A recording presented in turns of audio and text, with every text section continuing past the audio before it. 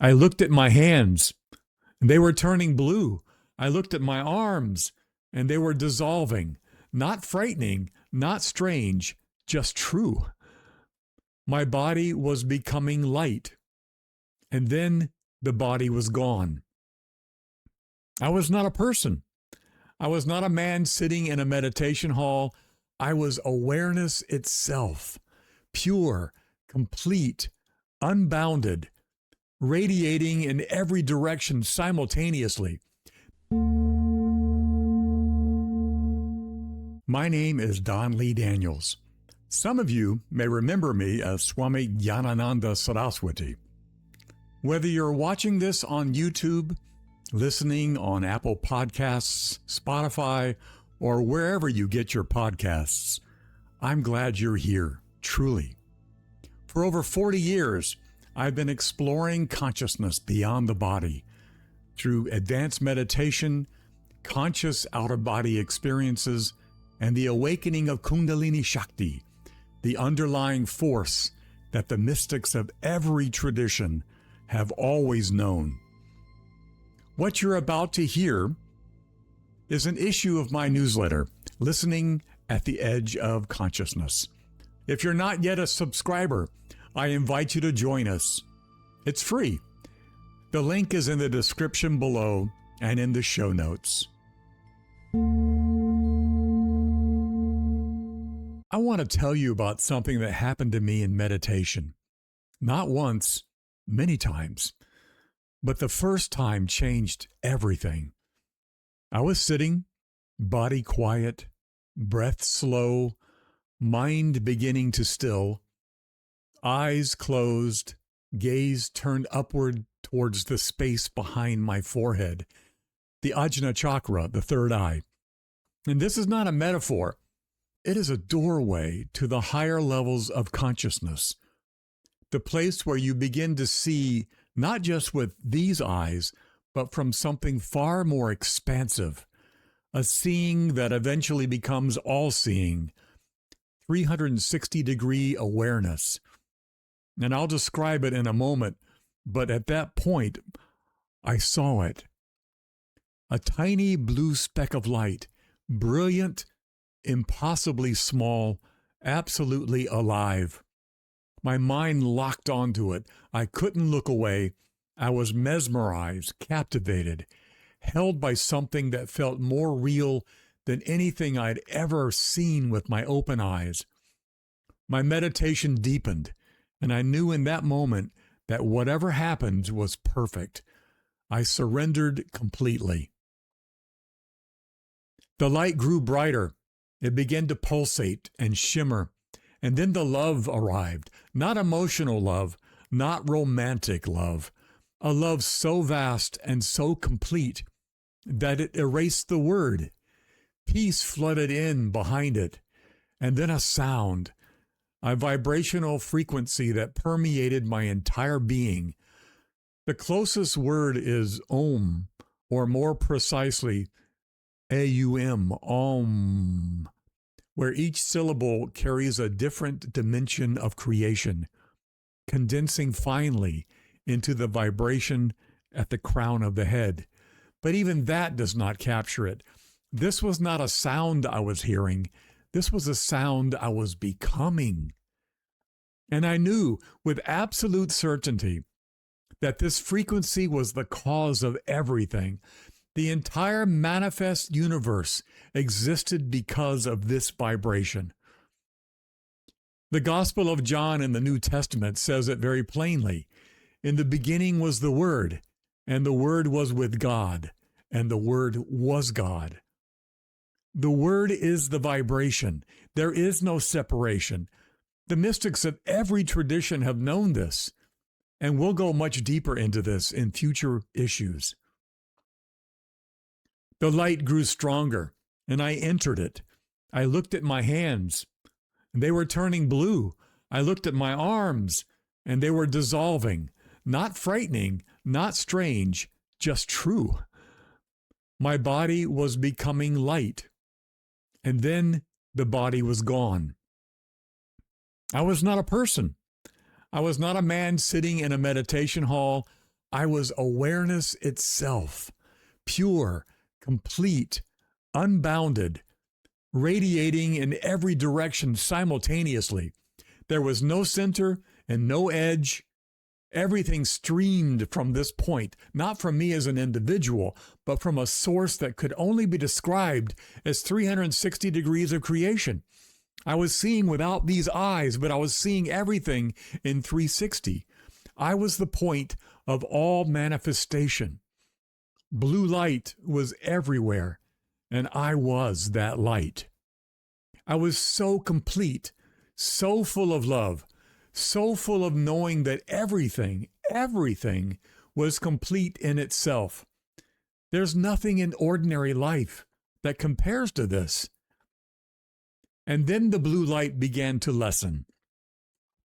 I knew I was returning. But even as consciousness started to contract, the blue light was still everywhere, shimmering, scintillating, sparkling through every particle of my being. My body was shimmering with it. Memories began to seep in, quietly at first, then more insistently. I felt myself adopting those memories as my identity. More and more, the person reassembled. I condensed back into the one I now call Don Lee Daniels, Swami Gyanananda Saraswati, the character I'm playing on this planet at this time. But here's what changed everything. I didn't feel sad because I knew with the certainty of direct experience that this blue light exists within me in its totality, right now, always. And it's not something I have to reach for. It's not far away. And it's not just reserved for monks or mystics or saints. It's just a breath away, a thought away. And it exists within you too, within every person walking this earth in its full, undiminished power and majesty.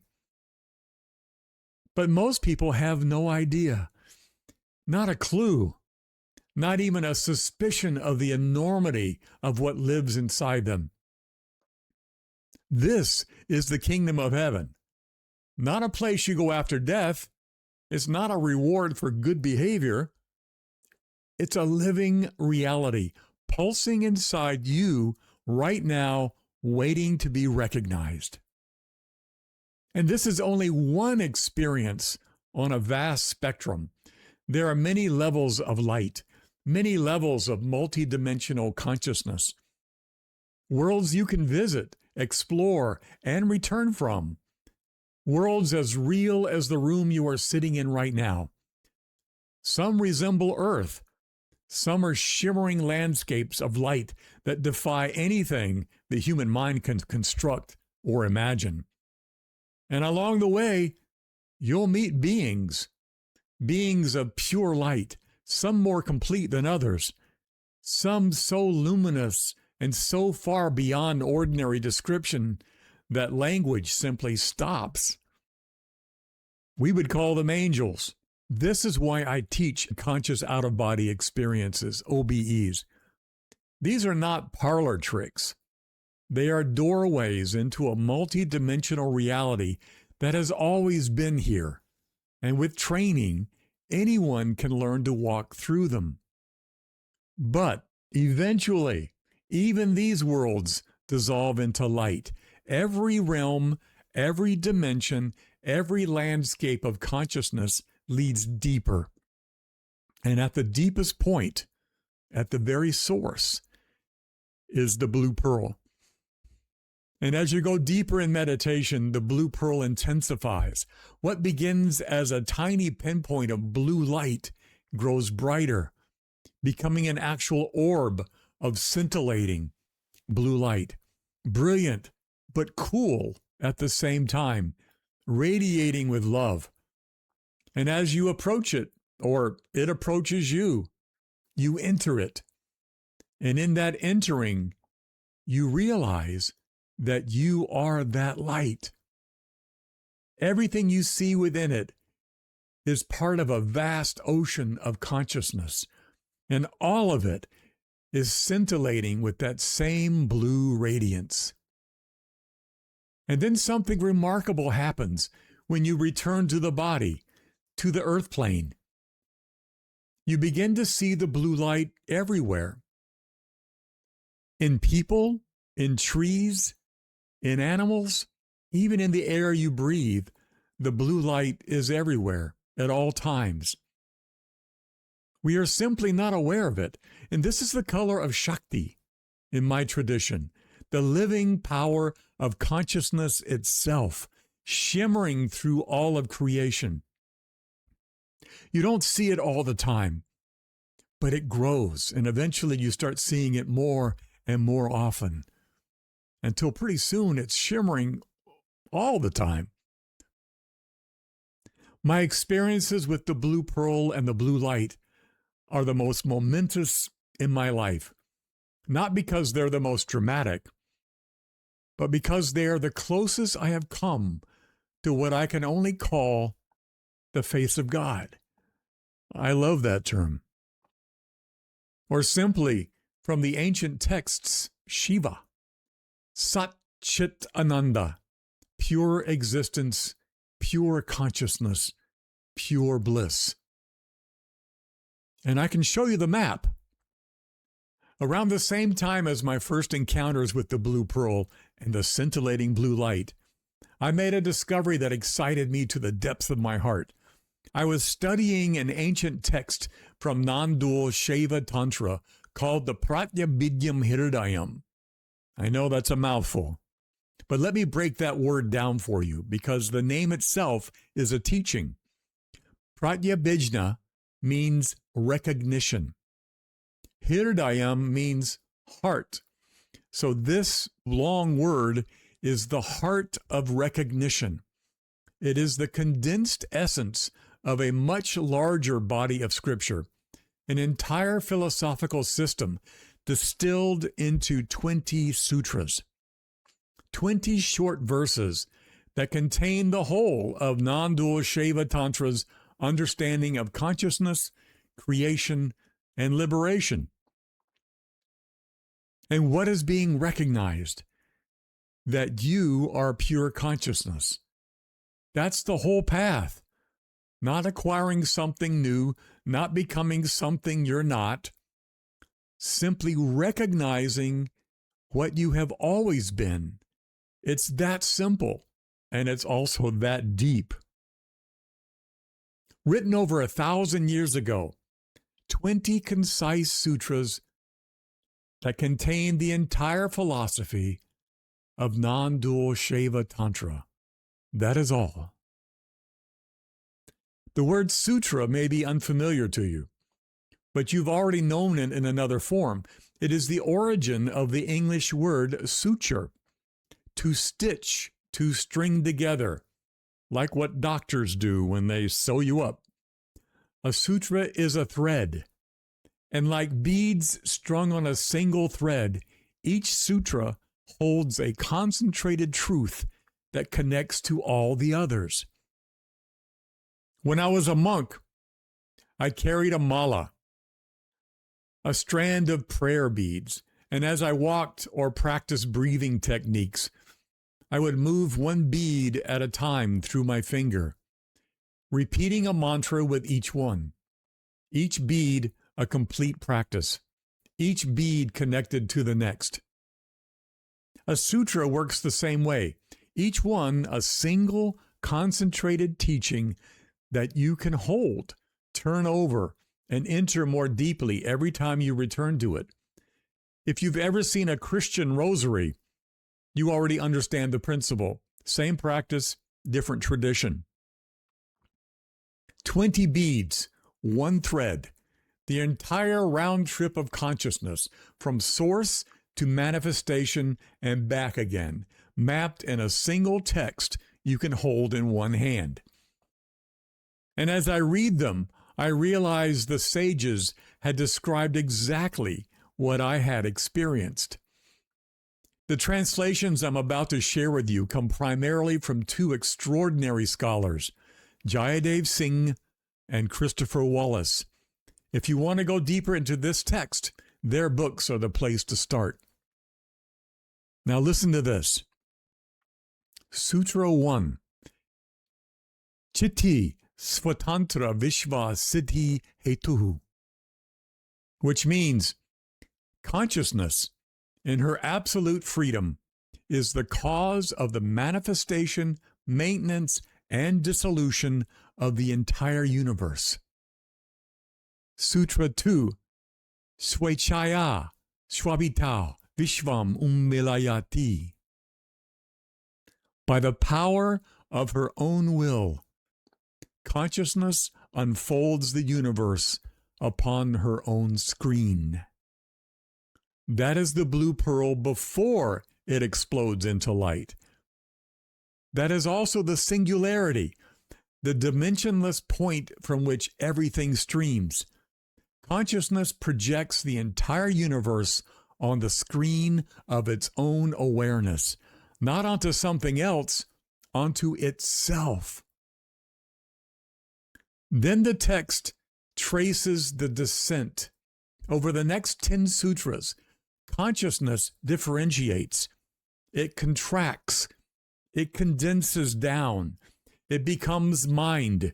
It becomes energy, then matter. And it also forgets its own nature. It adopts limitation as identity. It becomes a person, you and me, with memories, preferences, a name, a body, a story. I read those sutras and thought, I watched this happen. I watched consciousness contract back into Don Lee Daniels, this person. I watched memories seep in and become my identity. I watched the infinite become local. I did it. Now, the sages were not theorizing. This was not just philosophy. They were reporting what they experienced. And then the return journey, Sutras 16 through 20. Now, this is the part that really excites me. I'm not going to read the Sanskrit to you because it gets really long. Sutra 16. When the joy of pure awareness is attained, there is an unshakable stability of identity with absolute consciousness, even while living in a body. This is Jivan Mukti, embodied liberation. Not escape, not death, not leaving the world behind, freedom while you are still here. There is a verse in the Shiva Sutras that says it perfectly. Even during the 3 states of consciousness, waking, dreaming, and deep sleep, the rapturous experience of the 4th state, Turiya, abides. Now read that again. It does not say Turiya replaces the other states. It abides through them. It flows through them. You wake up, you drink your coffee, you drive to work, you fall asleep at night, and that 4th state, the Turiya state, that deep ground of pure awareness, never leaves. It is running underneath everything like an underground river. The great sage Abhinavagupta described what this actually feels like from the inside. And he wrote 1,000 years ago or so. It is Shiva himself, of unimpeded will and transparent consciousness, who is ever sparkling in my heart. It is his highest Shakti herself who is ever playing at the edges of my senses. The entire world glows as one with the bliss of my consciousness. Indeed, I know not what the word samsara, the world, refers to. This is not philosophy. This was a man reporting what it was like to live in a state of continuous recognition. The world does not disappear. It glows. And I can tell you from my own experience, this is exactly what happens. When you come out of samadhi, when you come out of this state and you open your eyes, Your mind does not rejoin the world like a metal trap snapping shut. You linger at the edge of that awareness. You need to stay there for a little bit. My teacher used to admonish students who would jump up the moment meditation ended. And he would say, sit still, integrate what you've just experienced. Don't lose it. He understood that that afterglow is not the end of the practice. It's where the real work happens. The same is true when you return from an out-of-body experience. Sit still, or lay still if you're still in bed, and remember, ponder what you've just experienced. Remember it. Let it solidify in your subconscious, because the remembrance of these experiences, whether from deep meditation or a conscious OBE, is what begins to change you at the deepest level. It changes your neural pathways. It changes your point of reference. And over time, your default nature begins to shift towards that of pure consciousness itself. The seeing of the blue pearl, the light of divinity shimmering in everything around you, it stops being something you reach for. It begins to happen quite naturally on its own. And when you linger there, you begin to see that this world is bathed in that same glow. The scintillating blue light shimmering in everything. You see it in the trees, in the air, in the faces of strangers. Your heart swells with love, and you can't help it because you're seeing them in that light. You know they may not see it in themselves. They probably don't. But you can see it. That light is part of you, and it is your light manifesting in other forms. Sutra 17. The joy of awareness is attained through the expansion of the center. Now, what is this center? This is where the teaching becomes very specific and very practical. The center is not a metaphor. At the most tangible level, it's the central channel of the subtle body, the Brahmanadi, the innermost pathway of the subtle spine. On either side of it run the Ida and the Pingala nadis, the two currents of energy that govern ordinary awareness. If you've ever seen the medical caduceus with the staff and the intertwining serpents going up the staff, that's what we're talking about. That's the Ida and the Pingala and the Kundalini moving up the center. Where do you think the medical community got it hundreds and hundreds of years ago? When the Kundalini awakens, when Shakti begins to rise, she enters the central channel and begins to expand upward through each energy center, each chakra. At each level, consciousness expands. Perception changes. The boundaries of ordinary identity begin to dissolve. When Shakti reaches the Sahasrar, the crown, that is full expansion. That is the merging back into pure consciousness. That is the return to the blue pearl, the singularity, the source. But the center goes deeper than the subtle body. The center, the Madhya, is ultimately the core of your own being. It is the silent, ever-present awareness that exists as the foundation of every experience you've ever had. It's there between your thoughts. It's there in the gap between your breaths. It is there in the pause between one sensory perception and the next. And you've been passing through the center your entire life without recognizing it. The expansion that this sutra describes is not about forcing something open. It's about bringing sustained, quiet attention to what is already there, that silent core, and allowing it to reveal itself. When you rest in it, something extraordinary happens. The boundaries between you and the world begin to dissolve, not because you're losing yourself, but because you are finding what was always underneath the boundaries.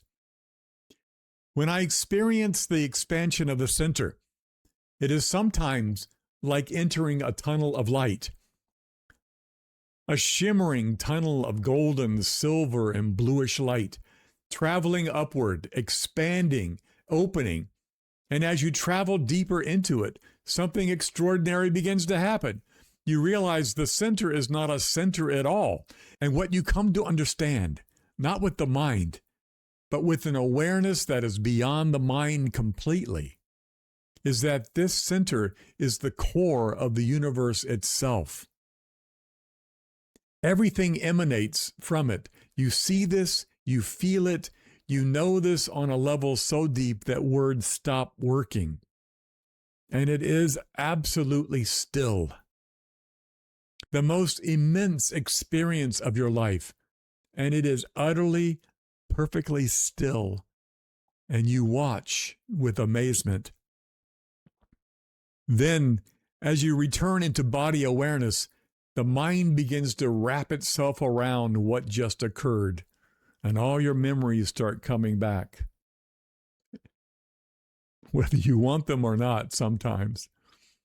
Sutra 18 describes the methods, and they are exactly what I teach. Dissolving mental constructs, working with the expansion and contraction of Shakti, breath practices, pranayama we call it, focusing on the point where awareness originates, more techniques. These are not abstract ideas. These are techniques that work. This is a technology of consciousness that's over 1,000 years old.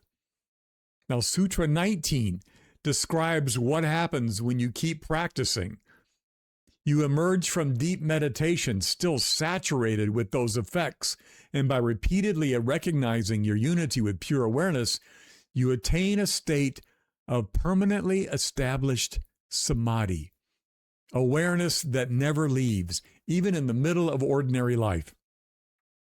And finally, Sutra 20, the final sutra, declares the destination, full immersion in the perfect eye consciousness, which is the essence of light and bliss, sovereignty over the entire field of your own awareness, pure consciousness. And it ends with two words that say everything. Iti Shivam. All is Shiva. All is consciousness. The journey is complete. 20 sutras, the entire round trip from the Blue Pearl, the Big Bang Theory, the singularity of the quantum physicists, the dimensionless point where everything explodes into our condensed reality, all the way down to your morning coffee, and then back again to pure consciousness, if you do the practices. That is the spiritual journey we're all on, and it is something every one of us can experience. Every one of us. And the Blue Pearl itself is one of the most extraordinary focusing tools available to a practitioner. When it appears, you don't have to force anything. Your mind locks onto it, captivated, mesmerized, utterly still. I can't wait to see the Blue Pearl when I go into meditation.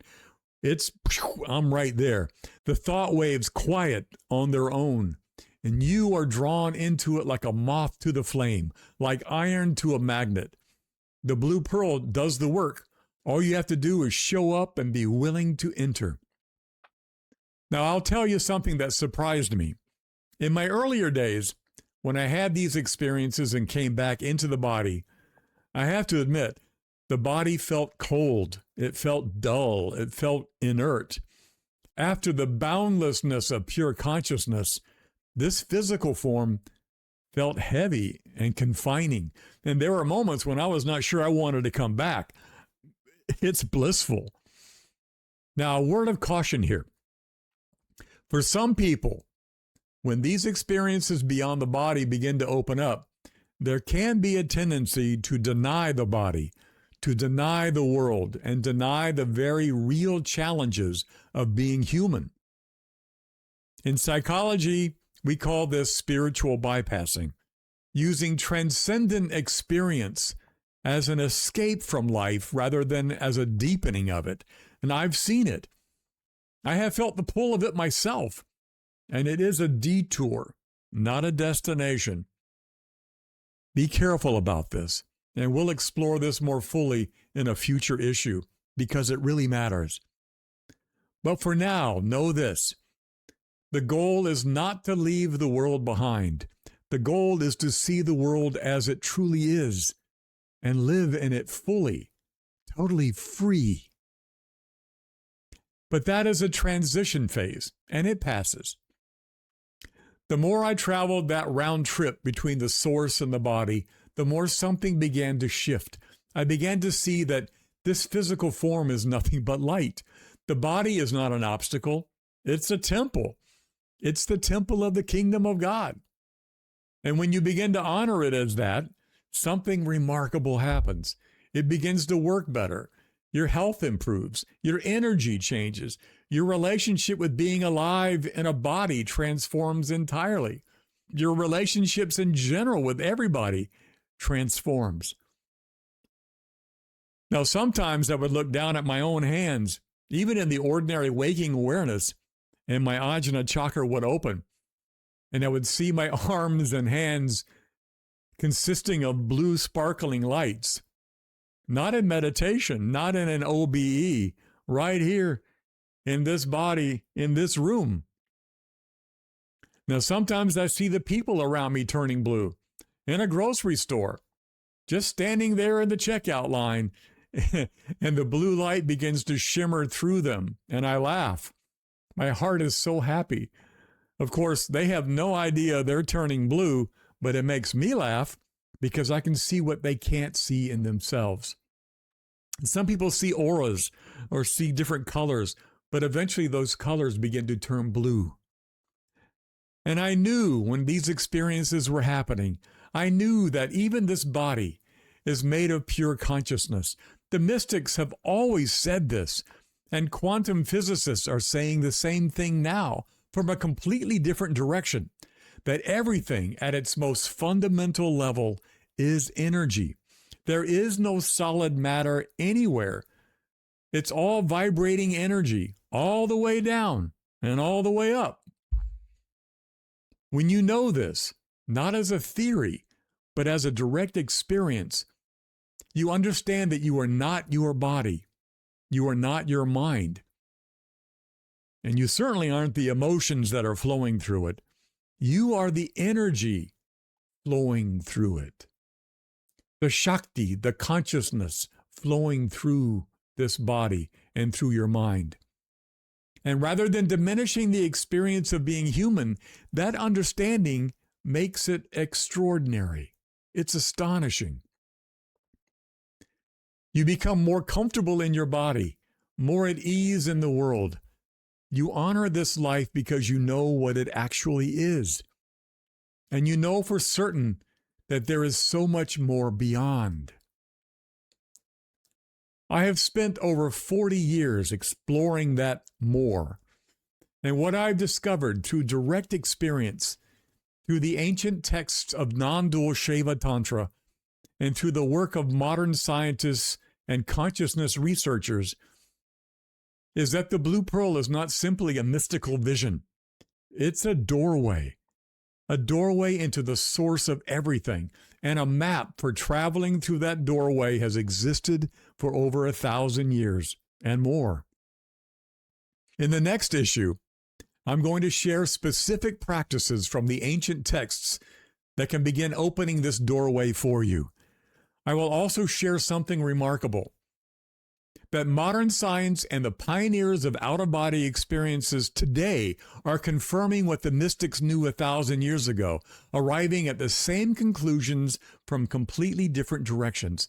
The convergence is extraordinary. I've been using that word a lot, extraordinary, but it is. And it has everything to do with you. Because the Blue Pearl is not my experience alone. It is the nature of consciousness to expand, and consciousness is what you are. Remember, direct experience reshapes your reality, and you can learn how to access these states of consciousness deliberately and at will. That's the end of this issue of Listening at the Edge of Consciousness.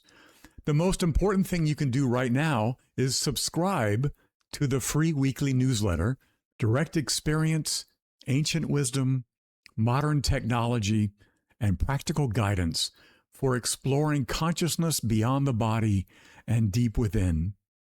If you're watching on YouTube, please subscribe to the channel and hit the notification bell. If you're listening on Apple Podcasts, Spotify, or wherever you get your podcasts, please follow the show. And if this teaching moved you, a review helps more people find their way here. We're just beginning. Dive inward and fly free.